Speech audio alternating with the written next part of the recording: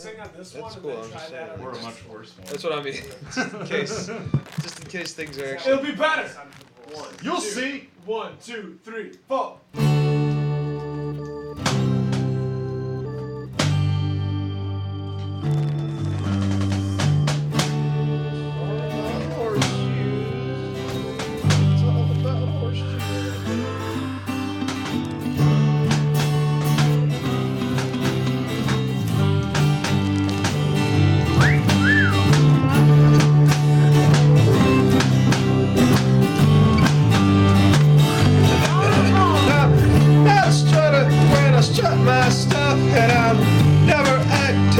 Face is enough, but call me frankly, they don't know me that well. Like the cigarettes, Egyptians always died so well. It's walking the park and they're telling me nothing. And a scour pad, a bread line, and I'm loafing around. I got my hands-free headset, as the bus blows by.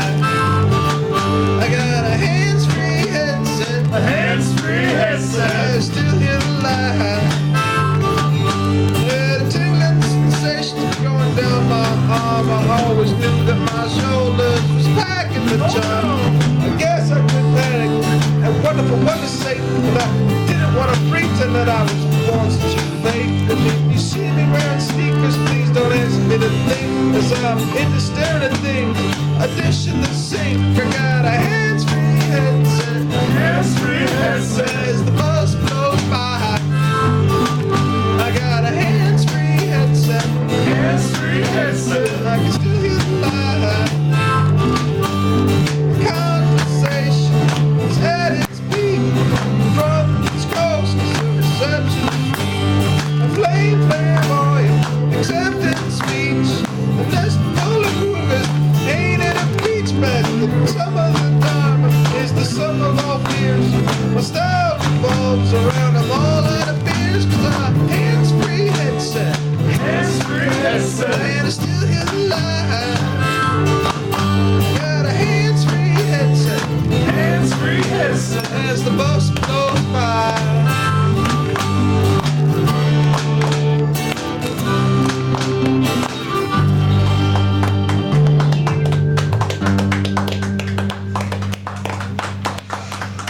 Hello, welcome to Burdock Radio. I'm your host Keith Gosted. And I'm the producer of the show. The things you will hear over the next length of show represent the views of show name, or Burdock Radio, and not the people making them. All opinions, quotations in no way represent River West Radio, and are the sole responsibility of the producer, guests, and callers. River West Radio is not liable for any legal issues arising from the content of this program.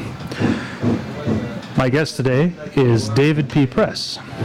Hi, David. Hi, Keith, and hello, River West and beyond. And if I don't know, can you hear any of that drumming that's going on in the back?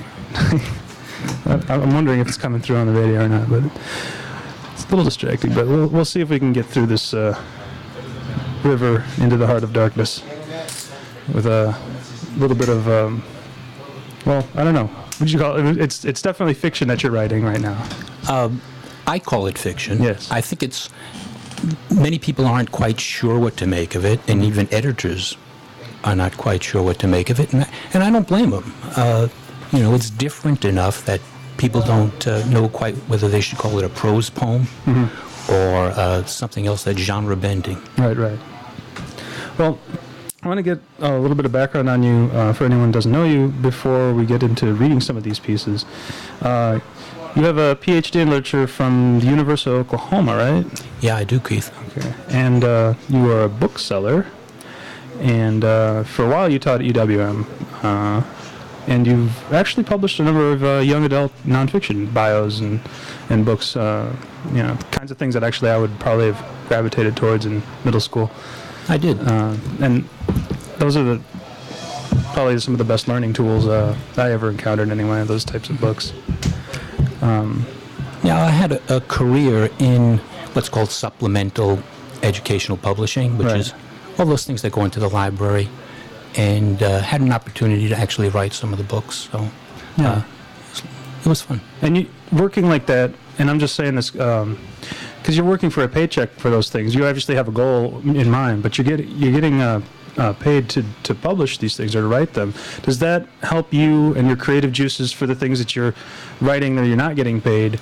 Does that kind of like feed into it? Constantly having to write and finding yourself having to put pen to paper. They're very different kinds of writing. Yeah.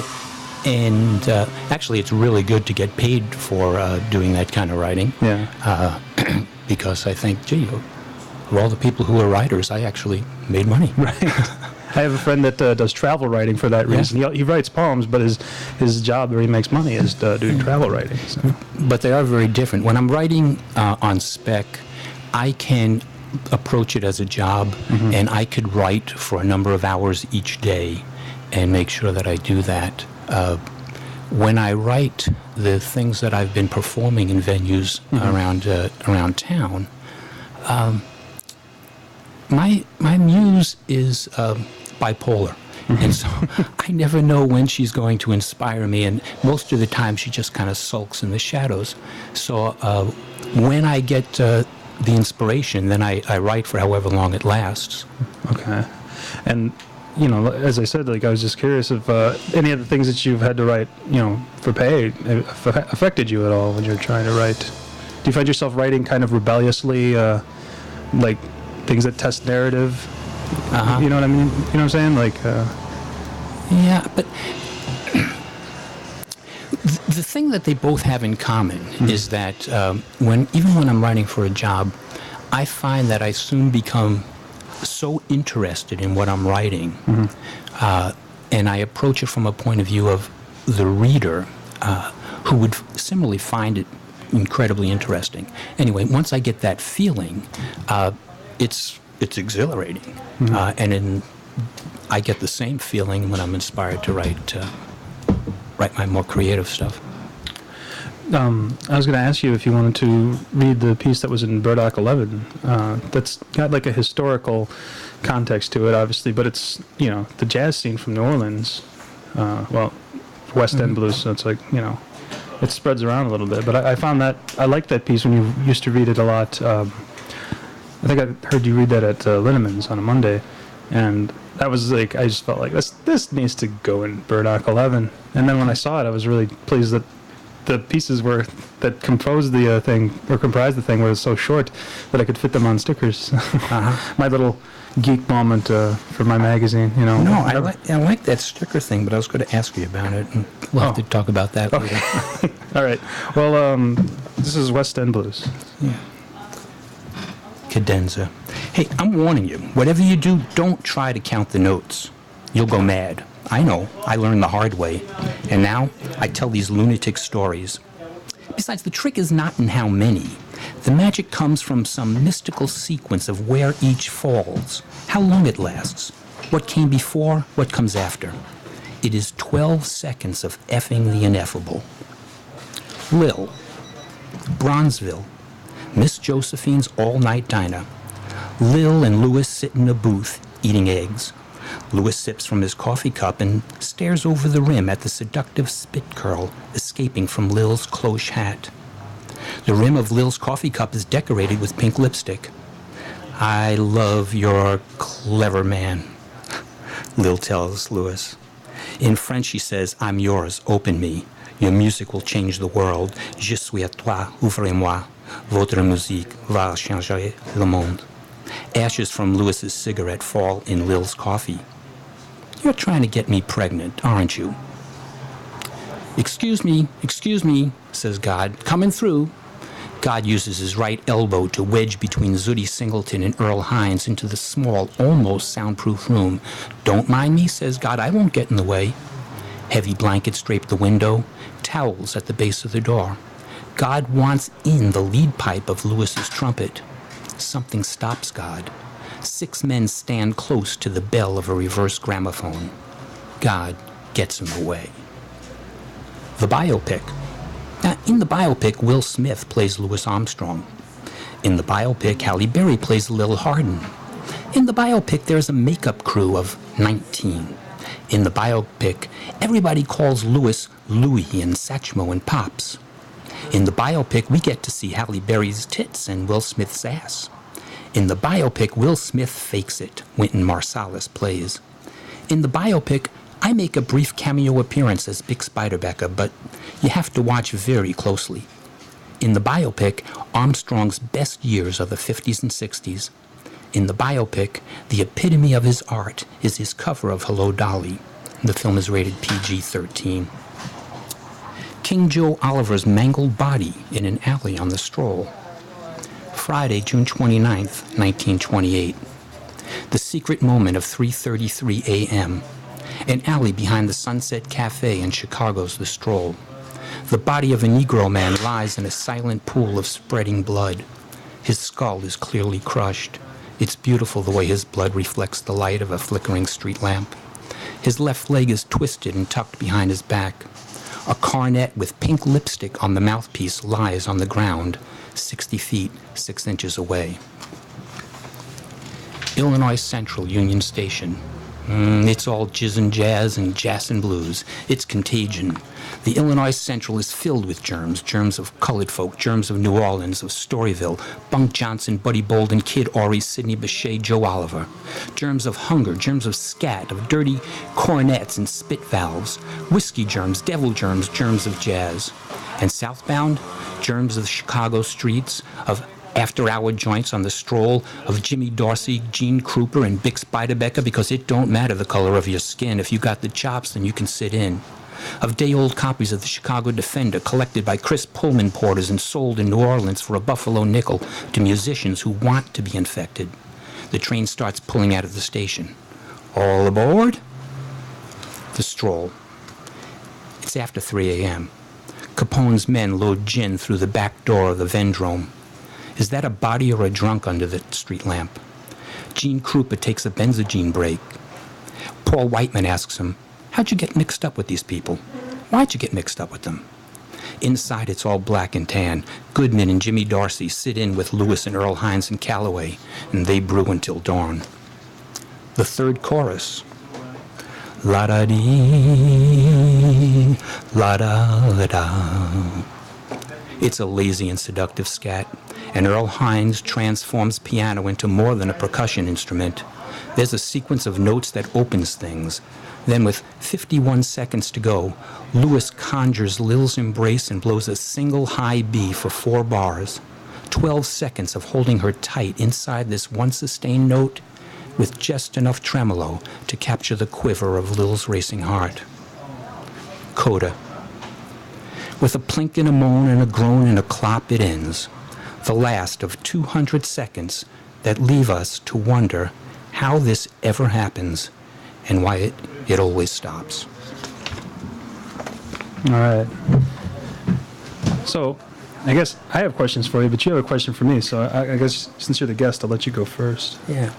Well, I was wondering why you, as an editor and publisher, designed this page so that it's actually a peel and stick format on which some of these vignettes were printed. Well, it's funny. Like, I kind of got the impression that it was well, you had told me that it was prose fiction, or prose nonfiction, as it were, I guess, or maybe fantasy fiction. I don't know. No, this is fiction. Yeah. But there's some things in there that I think are very very true in some way. So anyway, I wanted to put some of them on the peelable pages so that you could kind of remove them, and if you wanted to. Nobody ever does this. Mm-hmm. I've found that nobody ever takes the stickers out, or very rarely do they ever. But you could just put them up someplace. And I really think the section called the biopic, or the biopic, is really funny.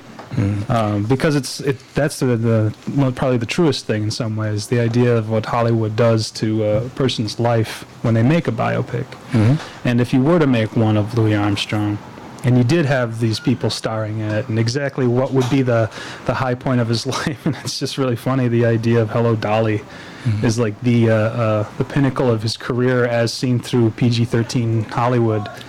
And I think that's kind of like that's like a poem that needed to be on a sticker or something, but I didn't want to necessarily remove it from the context of the rest of the thing, because I Now, I remember you kind of gave me carte blanche to publish whatever I wanted. Oh, I love the idea of putting it on stickers. I really do. I thought that was Okay. great.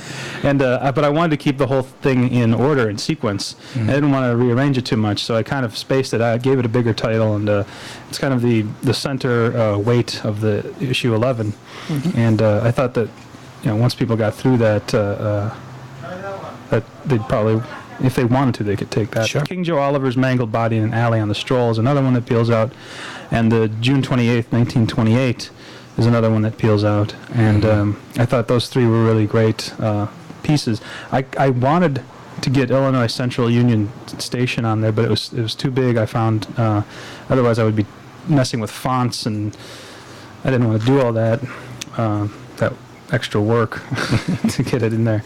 Yeah. But I noticed that they were also in, because you had typed them up as prose, so they were all, what do you call it, spaced out like a newspaper print rather than being like left justified or right justified or anything like that. Yeah, and you know what, Keith? You had asked before about, some of the young adult nonfiction that I wrote and influencing, and actually this is an example. One of the things that I wrote was a history of American music. Yeah. And of course, Louis Armstrong and the rise of jazz was a huge moment in the development of American music. And I'm not the first person to mention this, but June 28th, 1928, Louis Armstrong and his Hot Fives went into what at that time passed for a recording studio and cut West End blues. Right. That song, there was nothing like it done ever before. They cut two songs that day. The other one was fairly traditional. Right. But somehow this one, it just, one single song moved music forward in a quantum leap. And so in some ways it's about that, and it's about creativity and where it comes from and why it's so elusive and ephemeral. That's interesting. Like just the idea that the reality that you just said, that they did go in, make West End blues, and then something else. And yeah, I had forgotten that date was that date. Thanks for pointing that out. And I used to think I was a jazz freak. Oh well. Yeah. Anyway, have to come to terms with myself. So that was West End blues, and I hope everyone listening enjoyed that as much as I did. And you've brought along a number of other pieces that are in the same genre of prose fiction and move in sort of an episodic structure. And the next one I had from you that I really liked, The Zigzag Man, is a longer piece, and I don't think I've heard you read that one to date, but when you showed it to me, I thought that was really a good piece. And I don't know, is there anything you wanted to say about that one before you... Well, I like the piece. It's difficult to read in the forums that are available because in an open mic it's a little bit too long and takes up too much time, I think, for an open mic slot. I did read it when I had a feature at Linneman's and put it in there. But it does, I think the things that I write tend to be a sequence of vignettes that often overlap and even contradict one another, rather than just a chronology of events that you might see in other fiction. And that's that's where I usually find my voice, doing things like that. And the character is Zigzag Man. I'm trying to figure it out actually, because it was difficult. Like you said, he's in jail, or is he working on his way out? And the story narrative kind of jumps around to different points of time where he's breaking out or still in. Is that? Yeah, I think I wrote this when I was really intrigued with the idea of escape, escape from circumstances. And of course, the glaring example of that would be if somebody was imprisoned. But I think there's a sense that I can feel the need to escape on any day that I wake up. Escape from circumstances, and not an escape that takes me away from reality, but perhaps an escape that helps to find a new way to look at things. Right. Yeah. And that might be why the different points of the narrative are always shifting around from different perspectives for the character. Yeah. And the Zigzag Man, of course, it took off of the rolling papers from my wanton youth. Are you good at rolling your own? Yeah, I got to be really good at it. I can't. I could never do it. That's one of the reasons I never took up smoking. I could never roll my own cigarettes, and that was the cheapest way to smoke. So, I got friends that know how to make them so good that they can sell them on the street. You know, loose squares. So, but yeah, I was wondering if you'd like to give it a whirl on the old radio. Sure.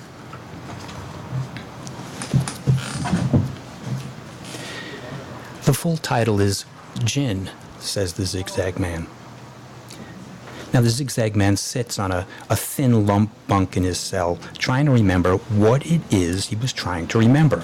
The woman who framed him, the man he killed, the secret password, where he hid his cigarettes. Why am I here, he thinks. Is there a way out? The Zigzag Man sucks in a deep breath. His thin, dark shadow stretches through the bars. The prison trustee is a snitch. Don't trust the Zigzag Man, he tells the warden. He's planning an escape. The Zigzag Man is on the FBI's most wanted list. He lives a life on the run. Shaves, quits smoking, never wears hats in public. Walmart eyeglasses, a little basement rhinoplasty from an alcoholic plastic surgeon to assimilate that Semitic nose. Changes his name to Mickey Transistor, moves around, working as a cabbie in Republican towns. 2 hours since lights out, the Zigzag Man cannot see his hand in front of his face. The taps return. To tap, to tap, tap, tap, to tap, tap, tap, tap, to tap, tap. The tapping reminds him of something, but he can't remember what. The Zigzag Man wonders, are these taps real? Are they telling me a story? Are they telling me the way out? The Zigzag Man looks up and sees the rope snag on the razor wire. He sees the hemp fibers fray one by one by one. He's dangling 60 feet 6 inches above the ground on the outside of the prison wall. He sees his life literally hanging by a hackneyed metaphor. Oh, damn, says the Zigzag Man. The Zigzag Man's cellmate is Richard Lovelace. You know, Zigzag Man, says Richard, stone walls do not a prison make, nor iron bars, but before he can finish, the Zigzag Man grabs Richard Lovelace by the scruff of his neck and the seat of his pants and hurtles him headlong into the iron bars of the cage. The clang of Richard's skull echoes through the cell block. The Zigzag Man worms his way through a tunnel it has taken him 5 years to dig. He strikes a match. The tunnel forks in 3 directions. How can this be, he thinks. The Zigzag Man hears the voice of God, loud and clear. There is no ambiguity. Hey, Zigzag Man, saith the Lord, I need you to do something for me. I want you to strap on this vest with all this plastic putty in the pockets and go to the most popular pizzeria in River West. Order yourself a personal-sized pie with the works. It's on me. Oh, yeah, and bring a cell phone and wait for me to call you. Hey, Zigzag Man, are you paying attention? The searchlights, the sirens, the shots from the guard tower. It's open mic night at the Big Ben. Everybody gets 5 minutes. You, Huddy Ledbetter, you get 5 minutes. Huddy does a speedy excerpt from an inmate favorite. If you ever go to Houston, you better walk right. You better not stagger, you better not fight. Sheriff Benson will arrest you, carry you down. Jury finds you guilty, penitentiary bound. Let midnight special shine its light on me. Let midnight special shine its ever-loving light on me. The cons go wild. Calling all cars, calling all cars. Forking crimes in progress. Be on the lookout for a number 5 male. Maybe a new number, say a 9. Yes, a number 9 male, spotted fleeing the scene on foot. About 5'6", 140 pounds. Perp is bearded and wearing a do-rag. Irregularly shaped cigarette dangling from lips. He's bilking billions from gullible millionaires with a clumsy Ponzi scheme. He's using a Saturday night special on a Monday afternoon. He's giving Anne Rand her first typewriter. He's waterboarding Milwaukee poets. He's dry humping the Bill of Rights. He's creating a crew to heist a Monet. He's selling hotshots to Gil Scott-Heron. He's shooting up with Onita O'Day. He's thinking seditious thoughts while crossing state lines. He's running stop signs and killing your child. He's desecrating the Confederate flag. He's obviously carrying a concealed oxymoron. He's producing infomercials. But wait, there's more. I said, but wait, there's more. And this here is when listeners, you can call in and tell me what else you think he's doing, or Keith can. Yes, the number is 9352951. At this point, it's audience participation, and you can help suggest other crimes that are in progress to help create this shimmering matrix of a rap sheet. That'd be the first call-ins that I ever accept. Use extra paper if you need to write things down. The suspect is considered ironic and dangerous. Proceed with caution. The zigzag man strikes a match. Others have tunneled before him. His tunnel intersects a tunnel. He turns left. Meets another tunnel. The zigzag man turns right. Comes to a hole that opens to another tunnel below him. Worms on his belly until he comes to another fork of tunnels. Strikes his last match. Takes the tunnel less traveled. Belly crawls through this tunnel that slopes deeper. The zigzag man cannot see. He is hopelessly lost. Then the taps. To-tap, tap, tap, tap, to-tap, tap. The zigzag man is carving a bar of soap into the shape of a snub-nose 38. He soaks a rag with iodine he purloined from the infirmary. The zigzag man is just a patsy for the Braunstein brothers, Hirsch and Mersch. Mersch is the brains, Hirsch the brawn. The zigzag man is the mule. He waits at the shipyards for a container filled with young women of childbearing age, smuggled from Eastern Europe like counterfeit pharmaceuticals. When his van is stopped, he takes the fall. One word, says Hirsch, and you will never zigzag again. We have people inside. The zigzag man plays the chump. Psst, zigzag man. It's droop-eyed Jimmy Pockets. Want to know how to get out of here? Jimmy looks left. Jimmy looks right. Give me 3 cigarettes, he says, and don't try to Jew me down. He motions the zigzag man to come closer. Closer. Droop-eyed Jimmy whispers, drink cheap brown whiskey till your eyes turn yellow and you talk to yourself all the time. The zigzag man is in the cooler. I'm going to start that one over. The zigzag man is in the cooler, in the pokey, in the brig, in the joint, in stir behind bars, in the slammer, doing time, in jail, in the big house, in the hooskow, in the clink. He's being corrected in the house of correction. He's getting jumped in an orange jumpsuit. He's corresponding with pen pals from the state pen. He's incarcerated among carcinogens. They're cooking his goose in the calaboose. He's in with the outlaws. He's out of the game. He's sporting those flashy black and white stripes. He's dragging that ball and chain.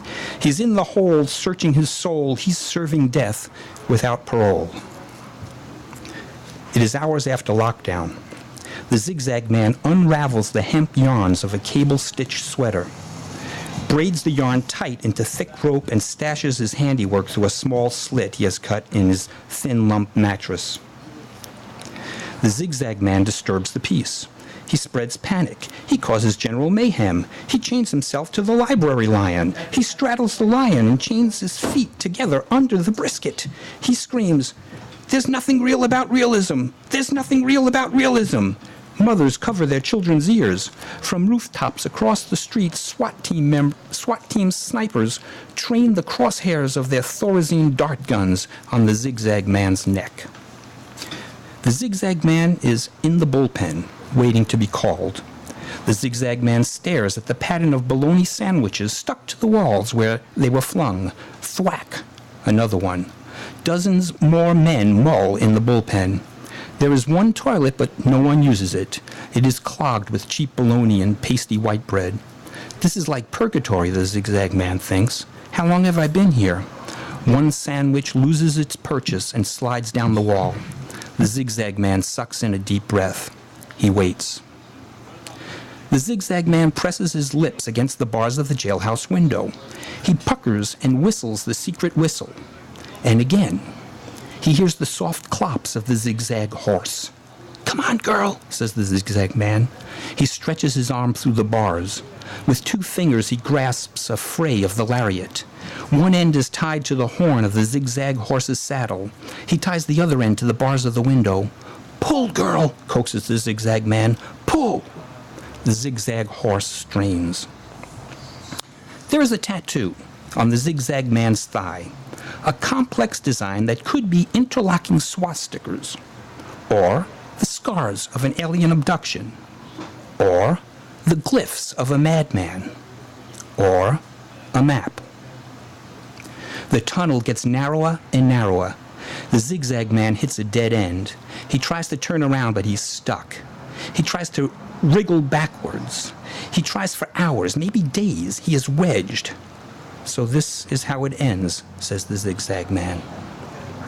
The zigzag man is staring at a picture on the screen of his computer. It is the Morton Salt girl. She is not wearing her trademark pinafore, only her patent leather Mary Janes over the frill-top white socks, and her umbrella, twirling that hypnotic umbrella. Her body is never found. There is a glimmer, a spark, a twinkling white. Could it be? The zigzag man thinks he sees the light at the end of the tunnel. But he absolutely refuses to accept cliches, so he turns left. Conjugal visit day. Simple black dress, glossy red lipstick, Mediterranean olive skin. Benny the Screw shakes his nuts. "Who's the twist?" he says. It is, of course, the zigzag lady. Show me what you have for me under your dress," says the zigzag man. The zigzag lady lifts her hem to her chin. She shows the zigzag man a crinoline, over a petticoat, over a half slip, then polka dot panties, pajama bottoms, pantyhose, lace panties, a jockstrap. The zigzag lady then reaches behind her back, unzips her dress, slips her arms out, and lets the top fall to her waist. A vest, over a sweater, over a camisole, over a corset, over a bustier, over 3 nestled bullet brassieres, over tasseled pasties. Every garment woven from, what else? Hemp fiber. "You are so hot," says the zigzag man. The zigzag man is playing gin with Dante the Gator and Doorman Mo. They keep score with hash marks, but they will settle up later with cigarettes. "Zigzag man," says Dante, "we know you've been trying to escape. Everybody knows. Don't be a dummy. Abandon all hope." "Listen to the Gator," says Mo the Door. "No one here gets out alive." "Gin," says the zigzag man. Now, it comes to him in a waking dream, the secret of how to escape. The zigzag man must speak the right words, in the right order, at the right time. He looks at his watch. The second hand moves up toward the 12. 5 seconds, 4 seconds, 3 seconds. The zigzag man sucks in a deep breath. He's ready to utter the first word.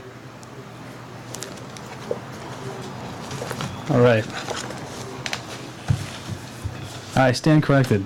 I did hear you read that one. That's your feature. And I can't remember if it was before or after the play that you did that night.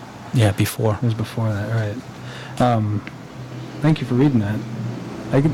That is, it's, I like the, I just want to talk for a minute about what I enjoy about that is these different scenes. You can't really, obviously you can't see it because this is radio. But the asterisks that kind of separate these different paragraphs and then therefore the different scenes, they sometimes lead into each other, but they aren't necessarily, doing that every time. I was just wondering, when you write these, did you find yourself writing them straight through as a narrative, or did you go back at all? Or was this kind of like a process that took place over time? No, I don't write them straight through at all. Mm-hmm. I write bits and pieces, and more bits and pieces, and more bits and pieces, and then when it's finally time to come together, there's maybe a bunch of vignettes, and then in the final draft, or there is maybe no final draft, but as I try and get it ready to actually read or print, I will then arrange these in some order or pattern. Okay. But to some extent, they're interchangeable. Okay. You know, I mean, I think the end of this has to be the end. Right. And lots of times I read and people aren't aware of something coming to an end, when in my mind it's like, this was the inevitable place. This is where it has to end. Right. But it's, you know, maybe not. Oh, it makes sense to me, but I'm an English major, so I had to study a lot of different weird things that make far less sense than this. And I found that I like them. This actually, I should say that, this makes a lot of sense to me. I don't know. The metaphor for trying to escape and how that escape from circumstance comes through. But it's very much its own story at the same time. So, the full title of that was Jin Says the Zigzag Man. And are you gonna, you thinking of publishing these at all in any kind of form or format? There have been a few things that have been published, but I've put together a chapbook manuscript, and so I guess I'll look for a publisher for that. Okay.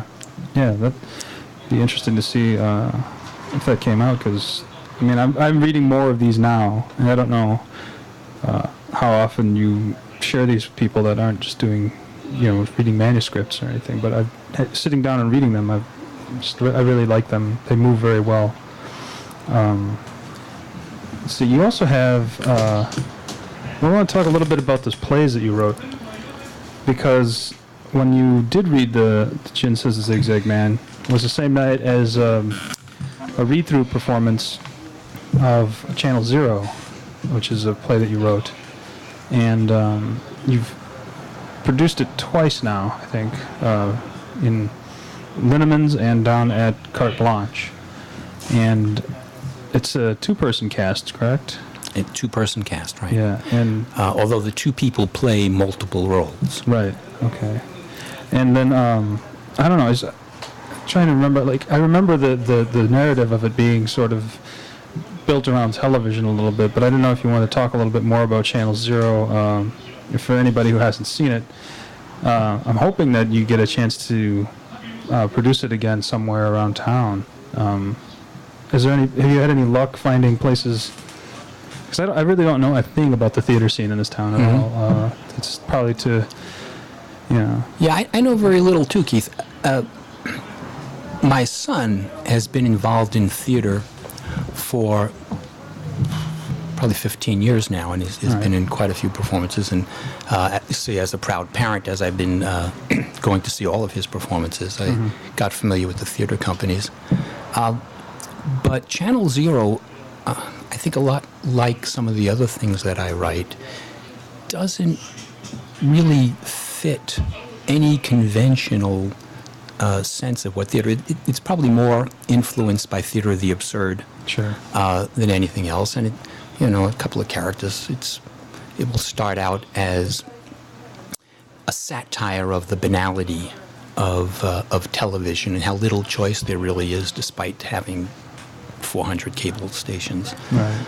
But hopefully it soon develops and goes beyond that when main character actually discovers that he can receive a previously unknown channel with called Channel Zero, and with its programming, which is transformative.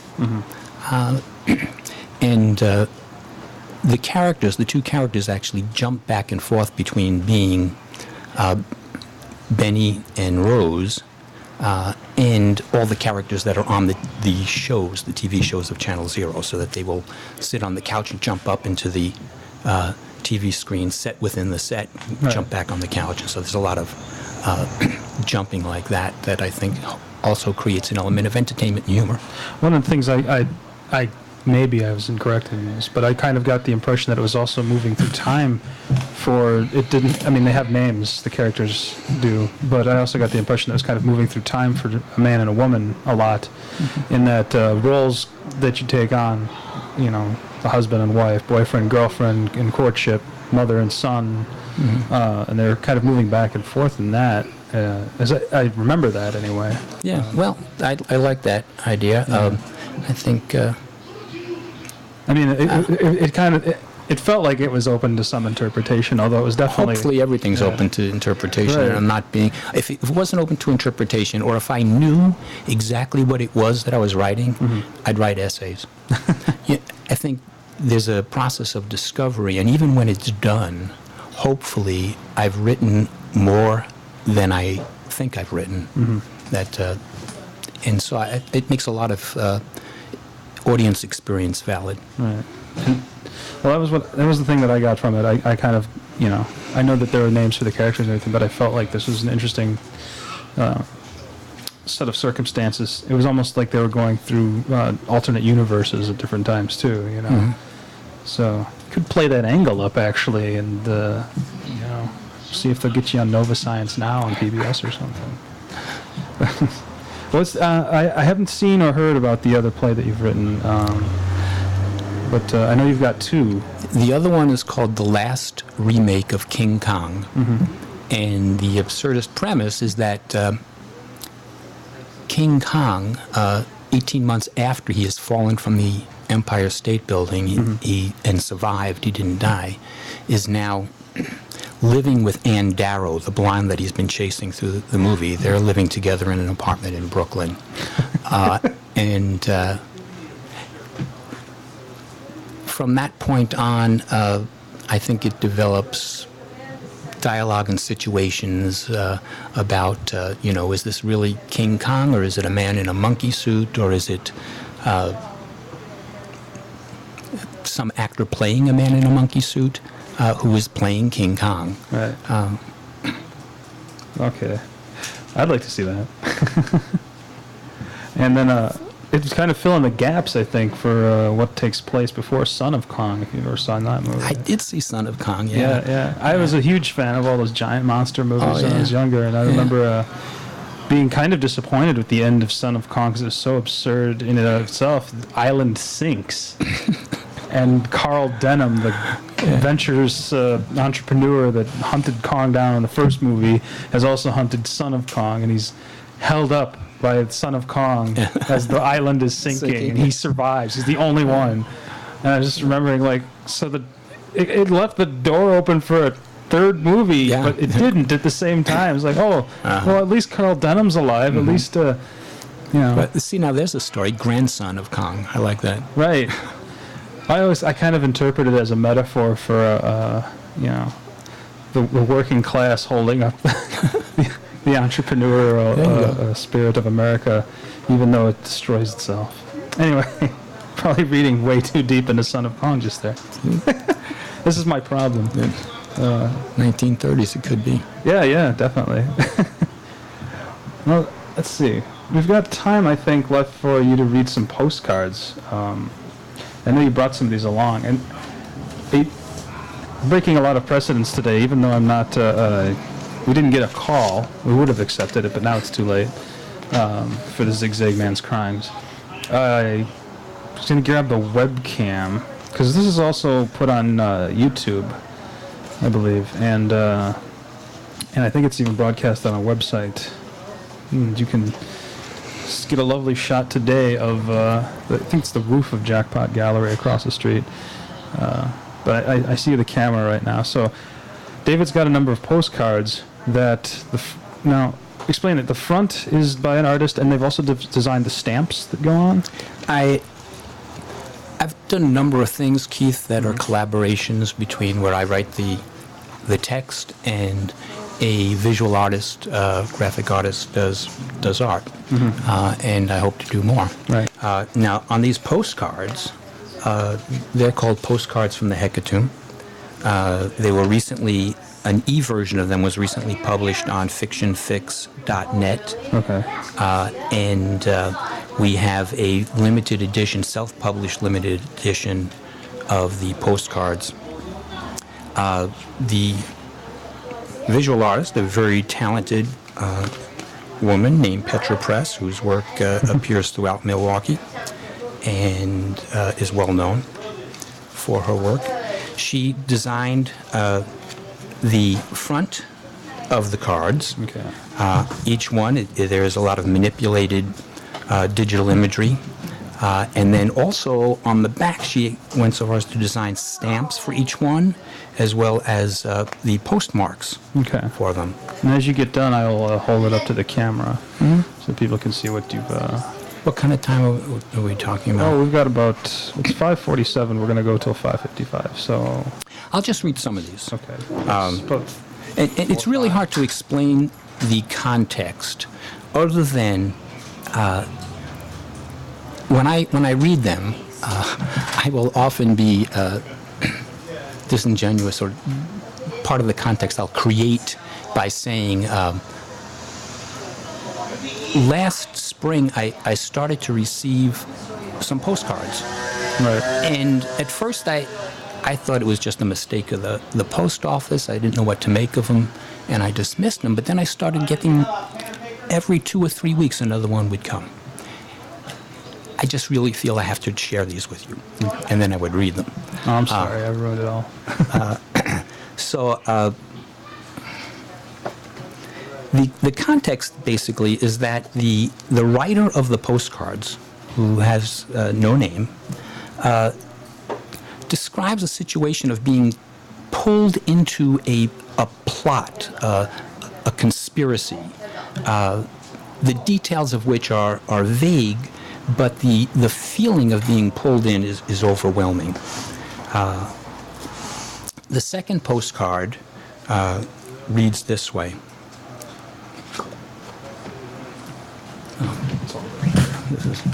That's the design of the card. And then the back.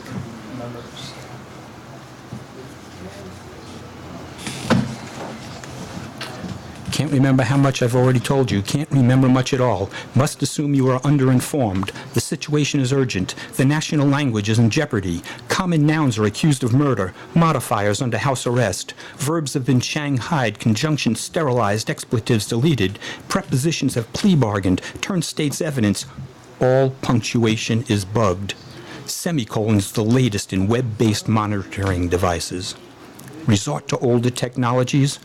Typewriters and transistor radios are safe.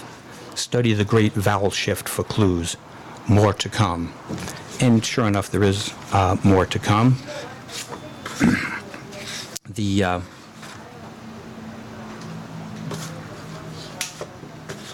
Let's see, this would be the third postcard that followed on that. It's got the C right here.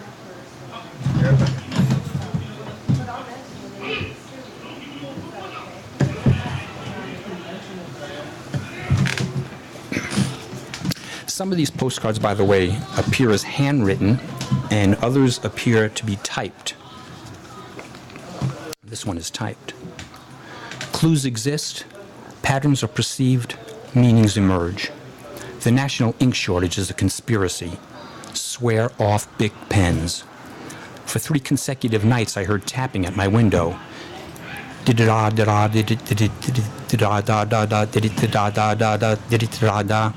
For 3 consecutive mornings, a note has been stuck to my door with an ice pick.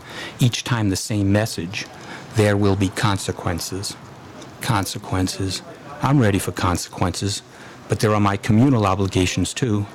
For every plot, a counterplot. And with this national ink shortage, we've been counterplotting in blood. But now our members turn up in alleys drained of blood, livid gray, without a teller to tell their tale. To avoid a similar fate, I have volunteers at Double Agent. When we are introduced, don't let on that you know me. I'll be the one handing out free Bic pens. Listen to the clicks. In the middle of this whole thing, after postcards from the writer of the postcards, lets me know that he's actually reached the center and come out the other side. He then, the postcard, the whole thing sort of takes a break, and there's this card. At this time every year, I take some time out from my usual activities to serve as honorary chairperson for the Language Liberation Front's Save Our Vocabulary Drive.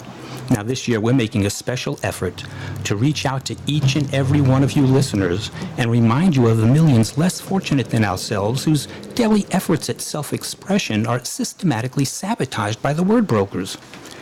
Remember that the history of all hitherto cultures is the history of who controls language. Remember that whoever controls language controls the economy, and whoever controls the economy controls the controls. So remember, and give generously. Send your liberated word to Language Liberation Front, care of Burdock Radio, Milwaukee, Wisconsin, 53212. We now return to the plot. I think our phone is ringing. Yes? I don't know if it's too late. I think it's too late for the zigzag, man. I'm sorry.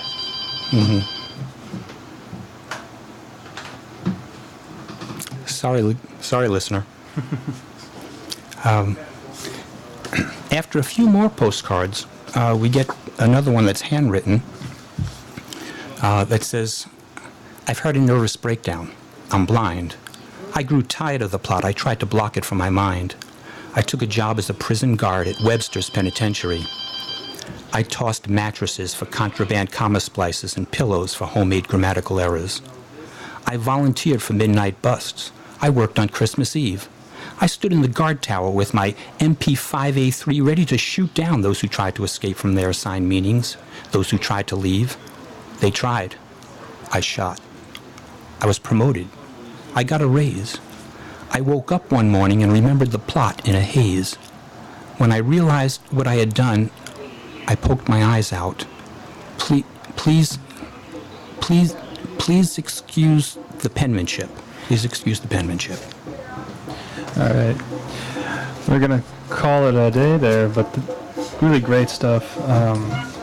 Are those on sale anywhere?